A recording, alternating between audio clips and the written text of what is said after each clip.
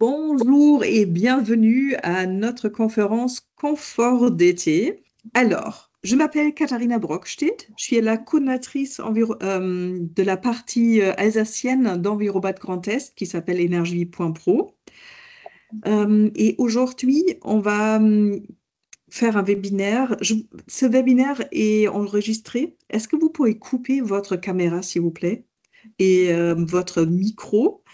Merci de noter vos questions. On a une temps de questions-réponses après mon intervention. Et en fait, le replay sera disponible, pardon, sur Envirobat Grand Est et la chaîne YouTube d'Envirobat Grand Est, qui d'ailleurs est une très bonne ressource si jamais vous voulez voir des conférences en replay que nous organisons sur le bâtiment durable et l'aménagement durable. Envirobat Grand Est fait la promotion du bâtiment et de l'aménagement durable auprès des professionnels, auprès des élus et des maîtres d'ouvrage. On a un prix Envirobat Grand Est, ça viendra l'affiche. On fait des visites d'opérations, on organise des colloques et des conférences. On anime des groupes de travail, on fait parler des retours d'expérience, on organise de la formation et on met à disposition des lettres d'information, l'annuaire des professionnels, l'information et les réponses aux questions et le portail régional de l'éco-construction. Nos cibles, je vous en ai parlé. Ça, c'est notre prix qui valorise les bâtiments, les quartiers et les espaces extérieurs durables dans le Grand Est. Et si vous avez des bons projets, si vous voulez, vous pouvez encore candidater jusqu'au 24 janvier. Merci à quelqu'un qui a encore pas coupé son micro. Merci de le faire. Et je vais essayer de partir maintenant sur la conférence d'aujourd'hui sur le confort d'été. Ça se passe dans le cadre des 7 conférences de 30 minutes de savoir que nous avons organisées exprès pour vous. On est tout au milieu. La semaine prochaine, lundi, je vais parler de risques climatiques. Après, il y a la rénovation énergétique des bâtiments et le solaire, photovoltaïque et thermique. Nous avons organisé à destination des élus des journées anticipées au lieu de subir, villages et villes durables. Plutôt intéressant, on va parler de ZAN, de risques climatiques, de biodiversité. Si vous souhaitez organiser cet événement sur votre territoire, merci de nous contacter. Pourquoi aujourd'hui on parle de confort d'été? En fait, l'impact de la chaleur est assez féroce. Quand on voit en 2003, dont rien que 2 semaines de la canicule, ça a coûté à 14 802 personnes la vie. À Paris, on commence à créer des abris chaleur. Je pense que même dans le Grand Est, on en a besoin, serait-ce que dans les grandes villes, à réfléchir comment on peut transformer des écoles, par exemple, ou les mairies dans des abris chaleur pour les personnes fragiles. Euh, la chaleur, le changement climatique avec des grandes chaleurs fait aussi propager les maladies tropicales, hein, malaria et dengue. Et en fait, la maladie de Lyme, en fait, elle est vraiment présente dans le Grand Est déjà. Nous avons des problèmes de pénurie de l'eau. La biodiversité est terriblement dégradée depuis 30 ans. On a perdu 70% de nos espèces mondialement. C'est très, très stressant. Et bien évidemment, quand on a pénurie de l'eau et dégradation de la biodiversité, ça veut dire aussi une diminution de la récolte.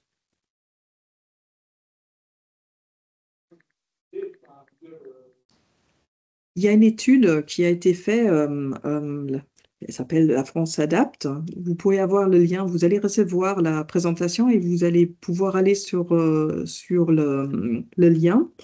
Euh, avec la trajectoire des réchauffements de référence pour l'adaptation au changement climatique. Et selon ce qu'on prend comme trajectoire, on est en France entre 3 et 4 degrés. En fait, il y a pas d'études qui montrent en dessous de ça. Et bien évidemment, c'est bien beaucoup trop chaud.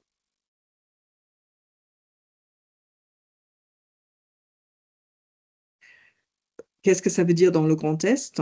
Aujourd'hui, on a des pics de température entre 42 degrés à peu près. En Alsace, la partie ouest, Lorraine, Alsace, un peu plus chaud. Et ben, en 2050, les records sont de 54 à 55 degrés. C'est une belle catastrophe, c'est les températures de l'Oman. Et vous pouvez bien vous imaginer, les bâtiments, ils n'ont pas été construits pour ces températures-là. Euh, il faut bien regarder comment on peut s'adapter pour ne pas que survivre, mais bien vivre en 2050. S'ajoute à cette problématique que on va avoir beaucoup plus de nuits tropicales. Des nuits, quand on est au-delà de 20 degrés, des nuits où on n'arrive pas à refroidir les bâtiments. Et ça veut dire les températures dans les bâtiments montent plus en plus. Et c'est difficile du coup à refroidir les bâtiments avec la ventilation naturelle. Qu'est-ce qui attend ma commune? Parce qu'on n'est pas, on n'est pas tous pareils. Strasbourg, c'est pas pareil qu'un village dans une vallée dans les Vosges.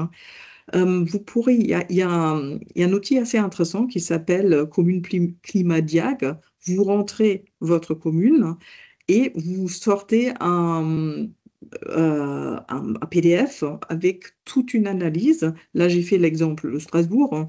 Il vous donne déjà un petit caractéristique et il vous donne les températures médianes, basses, selon les projections. Mais en fait, n'importe ce que vous faites, les projections sont jamais très différentes. Et vous pourrez voir si quel problème est vraiment chez vous valable. C'est très stressant. Alors, on peut se demander, oh, oui, aussi court, on va se cacher. Mais en fait, non, faut commencer à transformer les communes. Faut arriver à, comme j'ai dit tout à l'heure, pas survivre, mais vivre plus tard. Et du coup, vous, comme élu, vous avez un rôle très, très important dans cette transformation, dans cette transition de vos communes. Mais bon, par où commencer? Euh, alors, première chose, c'est l'analyse bioclimatique. Euh, vous pourriez, euh, vous pourriez demander à à des bureaux spécialisés à ça de faire une analyse de votre commune, tout ce qui est température jour et nuit, les durées de période chaleur, le microclimat. Est-ce que vous avez un îlot de chaleur? Je vais revenir là-dessus. Comment sont les précipitations qui sont prévues pour ces prochaines années, l'humidité relative à l'air, euh, les ventilations naturelles, quand il y a le climat de l'Alsace, par exemple, sont très compliquées. Quand il y a quand il y a beaucoup d'humidité relative dans l'air. Euh, ça peut se faire, mais bon, ça doit être soutenir et ça peut pas être 100% naturel, par exemple. Je vais pas aller dans le détail. Il y a le vent l'hiver et été. L'orientation, la topographie, ce que j'ai dit tout à l'heure, est-ce que votre commune se trouve dans une vallée ou dans étroite ou en plaine? L'ensoleillement et les masques. Les masques, ça peut être des montagnes comme ça peut être des bâtiments. J'arrive à l'îlot chaleur. Alors, l'îlot chaleur, c'est la différence de température observée entre un site urbain et un site rural environnant. Alors, quand on voit Paris, par exemple, ça peut être 8 degrés de plus à Paris qu'à la campagne autour. Strasbourg, j'ai pas les valeurs, c'est peut-être pas 8 degrés, mais c'est facilement 5 degrés plus chaud en ville.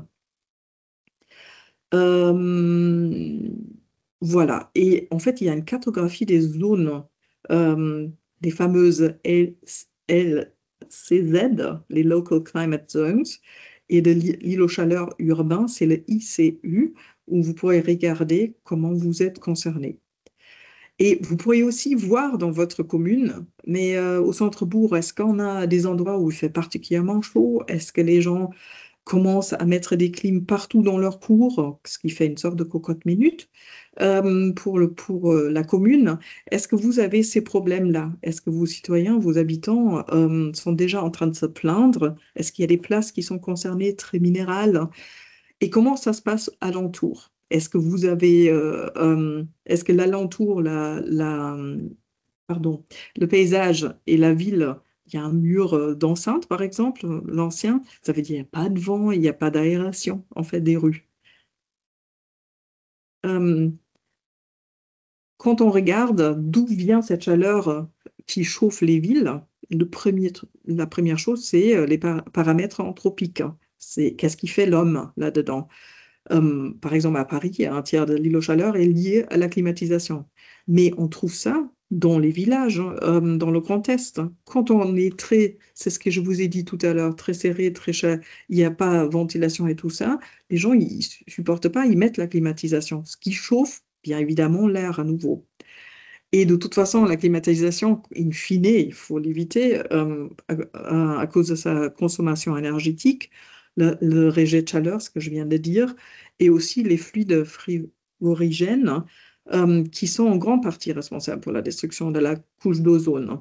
Ça veut dire que ça augmente encore l'effet de serre. Même si maintenant on les remplace petit à petit, mais c'est un vrai grand problème. Il y a le transport, voitures, camions qui chauffent. Du coup, il faut plutôt voir qu'est-ce qu'on peut faire en transport commun, cheminement vélo, autopartage et l'industrie. Je vous en ai parlé de la géométrie des rues. Quand j'ai des rues comme ça qui sont tournées, étroites et tout ça, il n'y a pas de ventilation. Et il n'y a pas de vent qui peut aérer quoi que ce soit. Il y a aussi une captation, vous voyez en haut à droite, hein, des rayons de solaire. Il y a une façade qui est ensoleillée. Elle prend avec son inertie la chaleur et elle redonne toute la nuit la chaleur. Et c'est comme un chauffage en face. Quand vous ouvrez la fenêtre, cette façade ensoleillée qui a stocké l'énergie va redonner la chaleur la nuit. C'est une histoire de couleur, d'albédo, on appelle ça. Les couleurs blanc clair, ils reflètent la chaleur. Mais un bâtiment noir, comme le Maillon à Strasbourg, bah, en fait, il stocke et il va rendre plus d'énergie, plus de chaleur ensuite. C'est aussi une histoire évapotranspiration.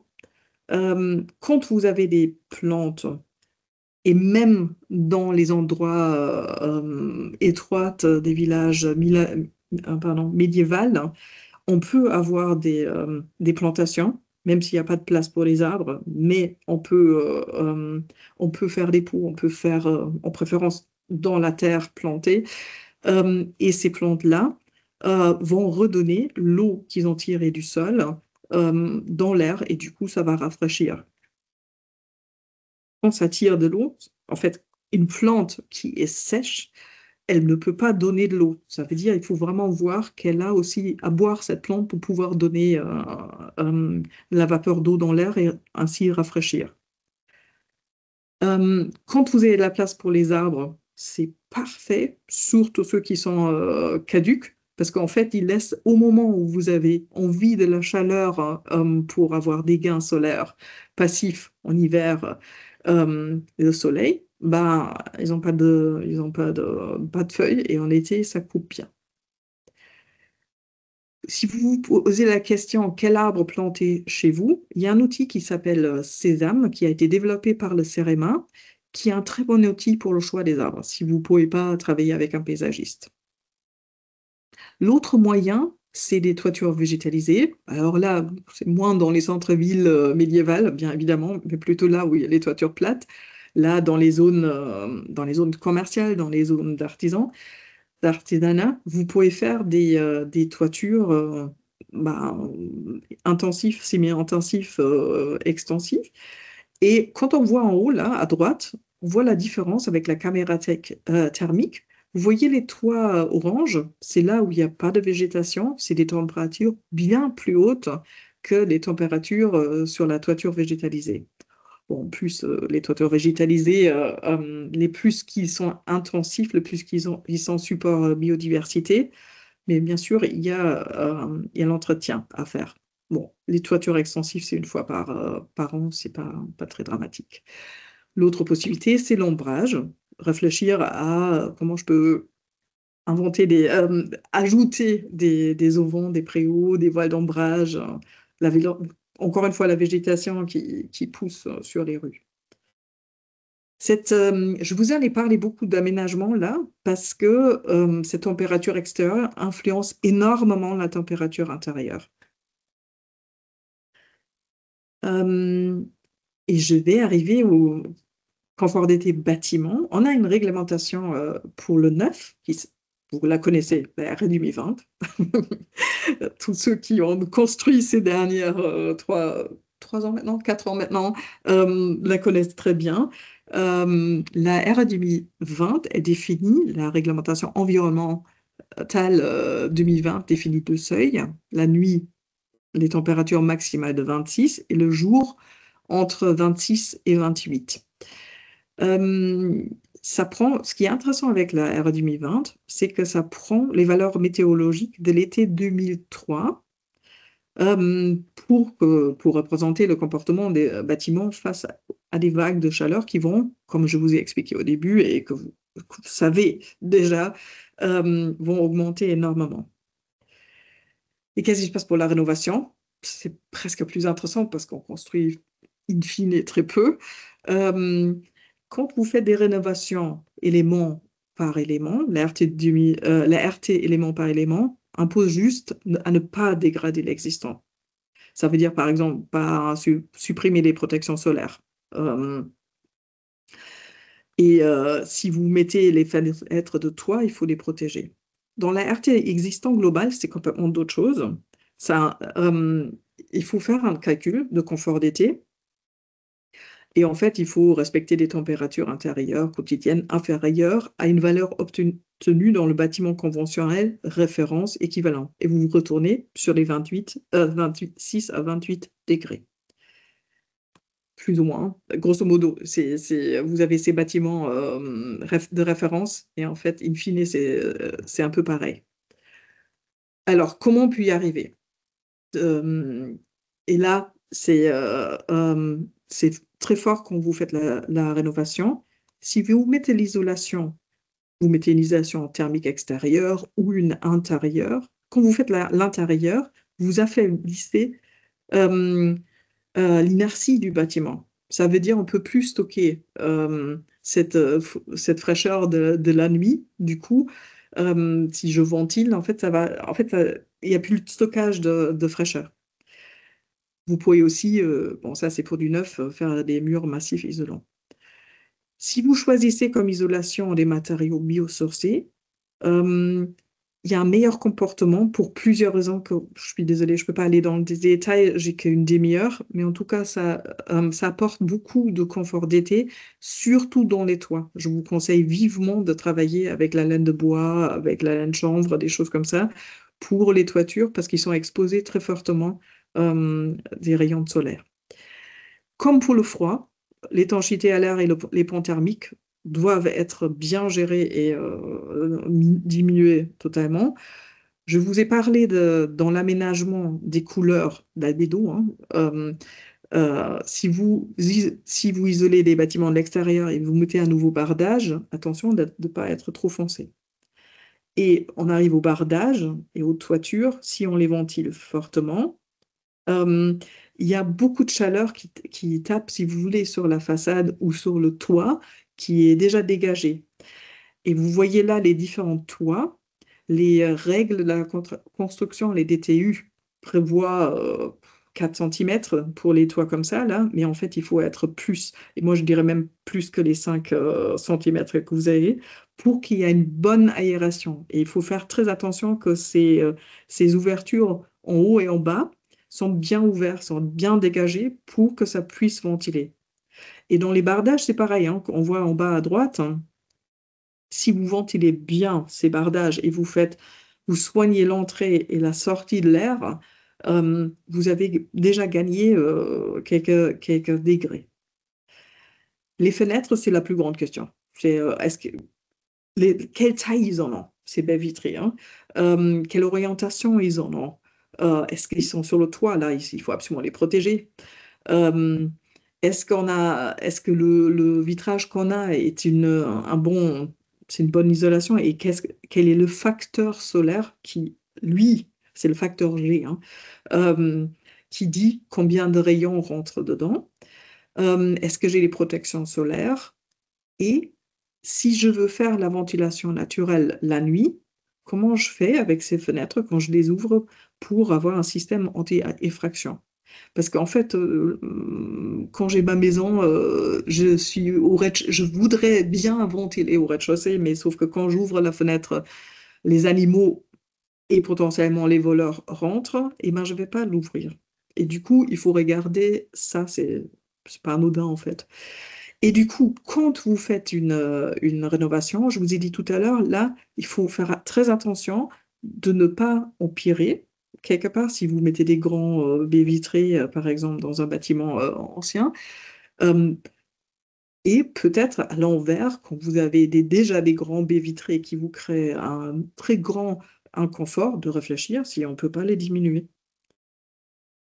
Vous avez en protection solaire des protections solaires fixes qui sont un très bon moyen pour les baies vitrées qui sont orientées sud. Mais attention aux semi-orientations, quand c'est pas vraiment orienté sud, mais du vent sud-ouest, ça fonctionne déjà plus. Et ça nécessite un bon calcul pour savoir. Bon, le calcul est franchement pas difficile à faire pour connaître le P, la taille de la casquette. Sinon, les protections solaires mobiles, c'est tout ce qui est store et tout ça. Euh, En fait, les volets roulants sont beaucoup moins bien que ceux qui sont en fait les volets qu'on peut bouger. Parce qu'en fait, derrière, quand vous fermez ici, derrière déjà il fait nuit, mais aussi il y a un stockage de l'air très chaud qui, à un moment, va passer à l'intérieur de la pièce. Et c'est encore une fois l'albédo, la couleur des protections solaires. Si vous faites un volet roulant noir, c'est moyen derrière et ça va chauffer très fort derrière. Du coup, il vaut mieux être dans les teintes claires. Et ça, le décassé que vous avez dans ces volets battants est très intéressant parce que vous avez à la fois de la lumière à l'intérieur, vous n'avez pas besoin d'allumer l'éclairage, et en même temps, vous avez une bonne protection solaire. Des protections intérieures, c'est une protection contre l'éblouissement, mais pour le confort d'été, ça n'aide rien, rien, rien, rien.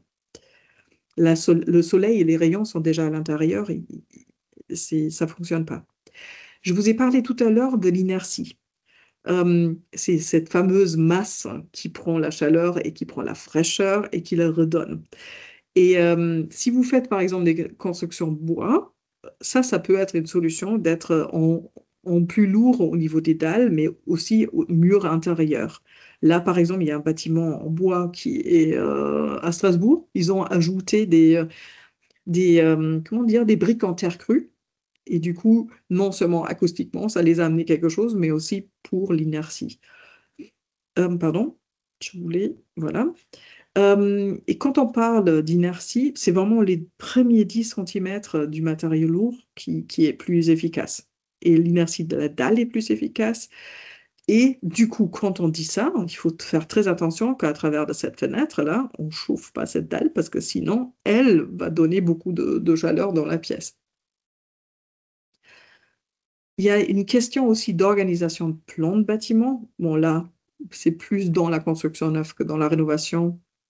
Voilà, qu'on peut parler de ça. C'est l'orientation des pièces. Euh, que là où on dort, il vaut mieux pas que ça soit ensoleillé le soir.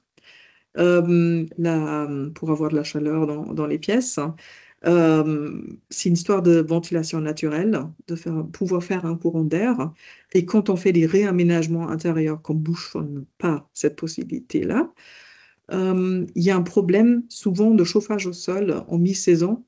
Les chauffages au sol sont très longs à régler. Du coup, ça ne peut pas vite réagir quand, à travers les baies vitrées, il y a du chauffage, il y a des rayonnements solaires. Il y a une chose, ça peut se faire dans les maisons. C'est une sorte de nomadisme dans le logement. C'est de se dire, OK, m'installe une chambre dans le sous-sol où je peux y aller quand il fait trop chaud en haut. J'arrive au système. Je vais juste regarder l'heure. Ouais.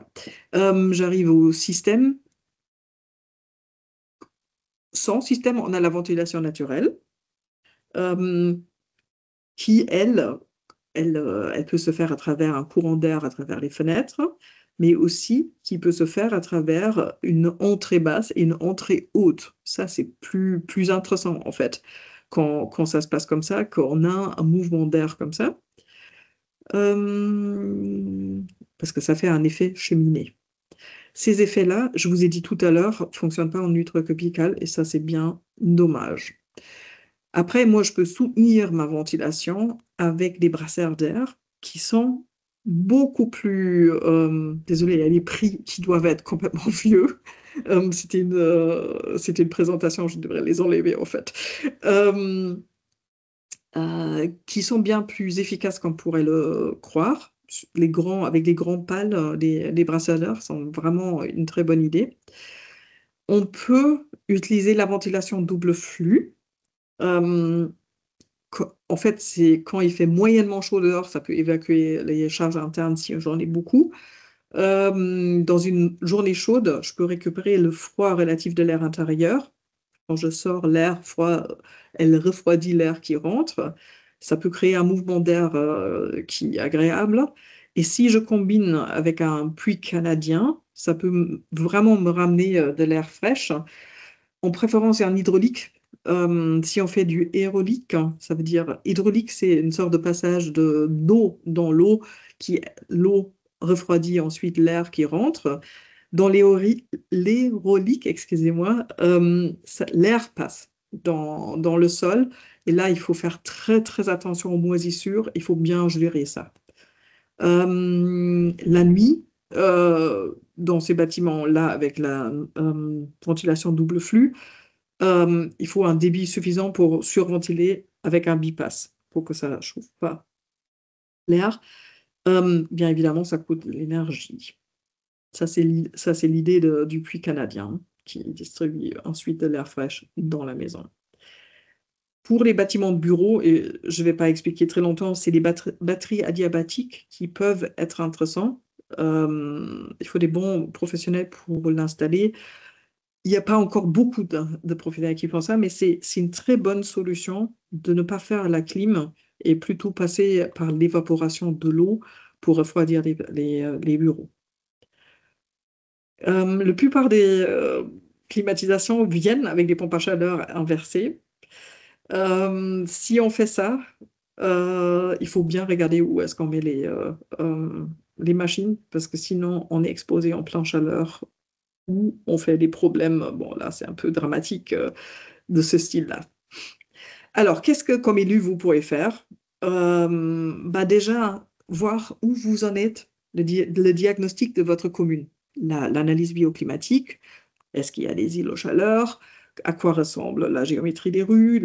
Est-ce qu'il y a la végétation au centre-bourg et alentour? Et du coup, qu'est-ce que je peux faire? Végétaliser, déminéraliser les sols, voir comme changer des teintes, toute la panoplie que je vous ai dit. Vous pourrez faire des événements vis-à-vis des citoyens concernant les climatisations et concernant les actes de rénovation. Vous signez les permis de construire ou les permis les demandes, les déclarations de travaux. Là, c'est les moments où vous pourrez parler avec les habitants. Euh, pour financer, accompagner, vous avez plein de possibilités. Je vais pas, vu l'heure, je vais pas vous expliquer tout ça. Vous avez les accompagnateurs Climaction qui peuvent vous aider. Et par contre, là, il y a tous les liens qui sont sur la présentation que vous allez avoir. Et maintenant, on va passer aux questions. Un instant, je vais retourner. Voilà, j'ai arrêté le partage. Et je vous invite de poser vos questions ou peut-être vous avez déjà vous avez déjà commencé des actions pour le confort d'été. Est-ce que quelqu'un veut en parler?